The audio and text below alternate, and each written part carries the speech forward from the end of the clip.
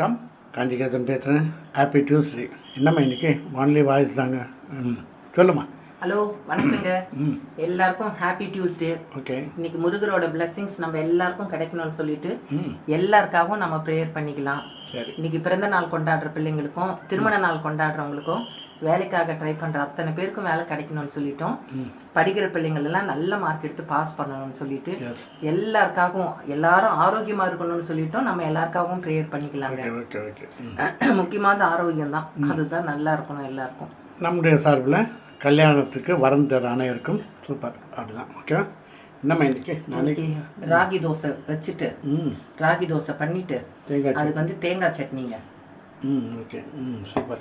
கத்திரிக்காய், உருளைக்கிழங்கு, சென்னாங்குண்ணி போட்டு காரக்குழம்பு வச்சிருக்கேன். சென்னாங்குண்ணின்றது எறாவோட குட்டி ரொம்ப குட்டியாக இருக்கும். ஆனால் இதை தான் சொல்லுவாங்க, இது ஒரு கும்பலாக கப்பலே கவுக்கும் அப்படின்னாங்க. அவ்வளோ பவர் இந்த சென்னாங்குண்ணிக்கு இருக்குது. அது நம்மளுக்கு சொல்கிறதான் கேள்வி, நமக்கு கப்பலை கவுறதுன்னு தெரியாது. அது கும்பலாக வரும்னு சொல்லுவாங்க தான். அப்புறம் என்னம்மா இது? மிளகு ரசம். ஓகேவா. சென்னாங்குண்ணி வாழைக்காலை போட்டு ட்ரை பண்ணலாம். ரொம்ப ரொம்ப ரொம்ப நல்லா வாழைக்கால் அந்த பிஞ்சு இந்த வாழைக்கால் அதில் போட்டால் இன்னும் சூப்பராக இருக்கும். அதான் இருக்கும். ஓகேவா. வாழைக்காய் இன்றைக்கி நம்ம வீட்டில் கத்திரிக்காய் உருளைக்கிழங்கில் போட்டிருக்காங்க. ஓகேவா. அப்புறம் வாழ்க்கையில் நல்லா வரத்துக்கு 2 வழி தாங்க இருக்குது. 2 வழி தான்.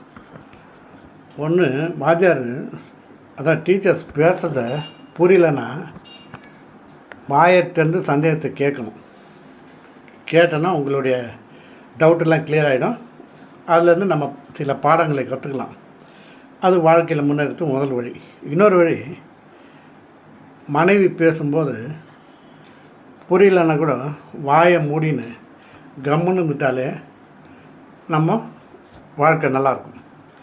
அதான் நம்ம எனக்கு புரியலன்ட்டு டவுட்டு கேட்டோன்னீங்க, அது வேறு மாதிரி டவுட்லாம் போயிடும். இது வாழ்க்கையில் முன்னேறதுக்கு வழி, பிழைக்க தெரிந்த வழிகள் அப்படின்னு சொல்லலாம். ஓகேவா. அப்புறம் ஒருத்தர் ஒரு கடையில் ஒரு போர்டு போட்டிருக்காரு.